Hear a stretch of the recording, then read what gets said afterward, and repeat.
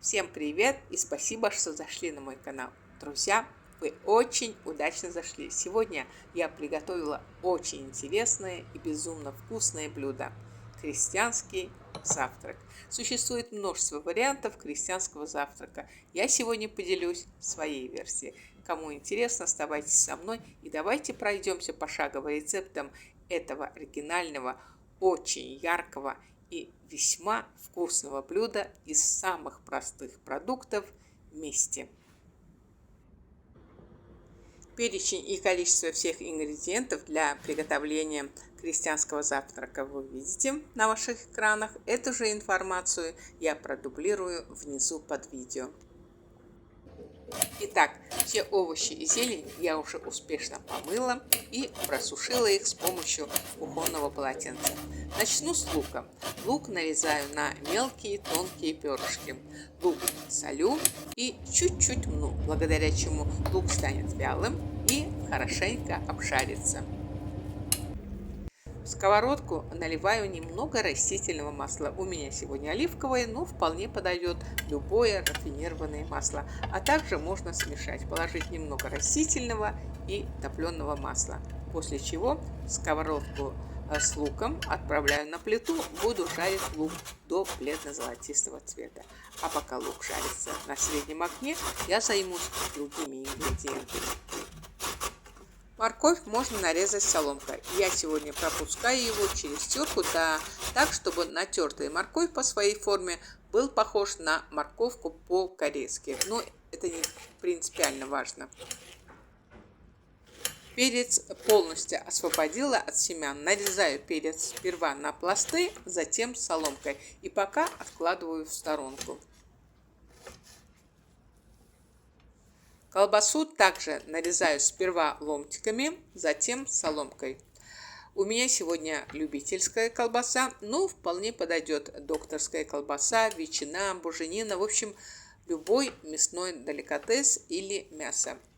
Куриная грудка тоже классно вписывается в крестьянский завтрак. Тем временем лук обжарился до бледно-золотистого цвета. За это время я его периодически мешала, естественно.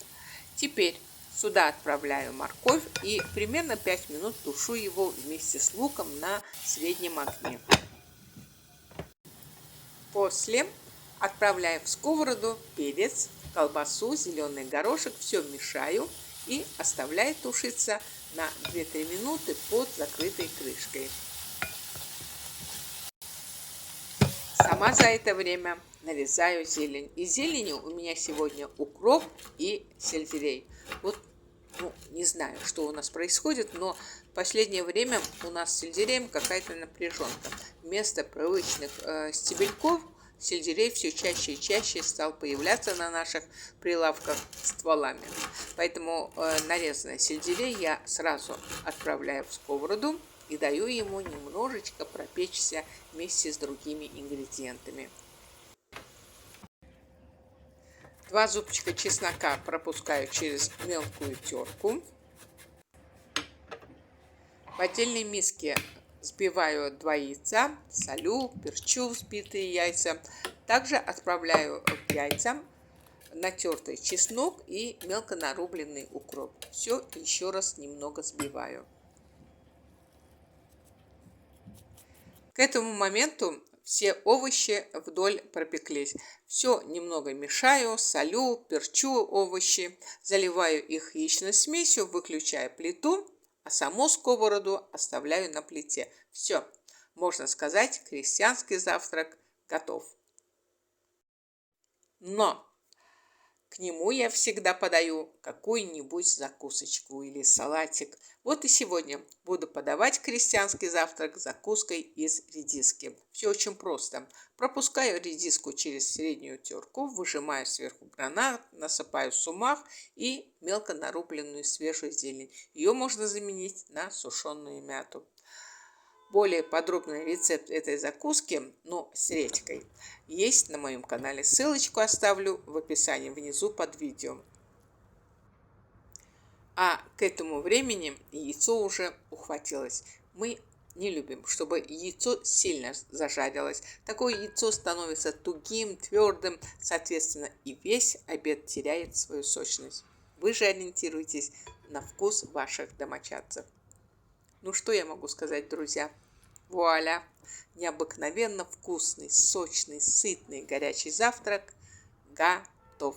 Поверьте, такой завтрак может стать любимым для всей вашей семьи. Контрастные цвета делают крестьянский завтрак привлекательным для детей. Ингредиенты самые простые, а посмотрите, какая красота получилась. Обязательно попробуйте приготовить крестьянский завтрак для себя и для своих близких. Ничто не заменит домашнюю кухню. Я всем желаю приятного аппетита и благодарю вас за просмотр. Спасибо вам за ваши лайки и комментарии. Мне очень приятно их читать. Гостей приглашаю подписаться на мой канал и нажать на колокольчик, чтобы не пропустить новые вкуснейшие и практичные рецепты от меня.